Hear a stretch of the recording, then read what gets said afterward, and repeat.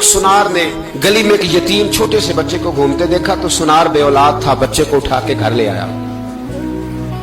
18 سال اس بچے کی پرورش کی، اس کو پالا پوسا جوان کیا۔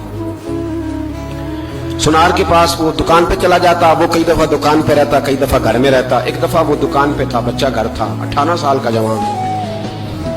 اس کی بیوی اکیلی تھی، وہ جس نے ماں بن کے پالا تھا اس نے اسی پہ حملہ کر دیا، اس کا بازو بری نیت سے تھاما۔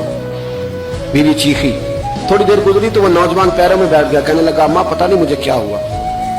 شام کو سنار آیا، بیوی چیخنے لگی، چلانے لگی، کہنے لگی آج عجیب بات ہوئی، جس کو میں نے جگر کا خون دے دے کے پالا اسی نے گندی نظر ڈالی۔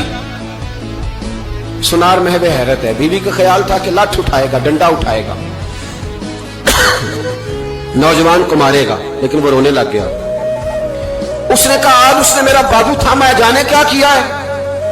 پریشان ہونے لگ گیا، سجدے میں گر گیا، کہا تو بتاتا کیوں نہیں؟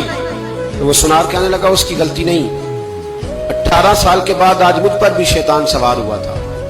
ایک عورت آئی تھی، وہ اپنے بازوؤں میں چوڑیاں پہننا چاہتی تھی تو میں نے بھی گندی نظر سے ہاتھ ڈالا تھا، رب کریم نے مجھے فوراً اس کی سزا دی۔ جن کے گھروں میں بیٹیاں ہوتی ہیں ان کی نظریں گندی نہیں ہوتی، جو بیٹیوں کے باپ ہوتے ہیں، جو بہنوں کے بھائی ہوتے ہیں، ان کی نظریں گندی۔ اور اگر تو ٹیلی فون کرتا ہے، تو کسی عورت کے ساتھ تعلق رکھتا ہے تو یہ بات لکھ لے، امام فخر الدین رازی 1، علامہ اسماعیل حقی 2، ملا جلال الدین رومی 3، امام خازن 4، امام جلال الدین سیوطی 5 حدیث کے استاد اور محدث لکھتے ہیں کہ اگر تو کسی پر گندی نظر ڈالے گا تو تیرا گھر بچ سکتا، یاد رکھ نہیں بچے گا، اس لیے کہ تیری نظر کسی کی بیٹی کو بیٹی سمجھ تاکہ تیری بچی کا پردہ قائم رہے، کسی کی بہن کو۔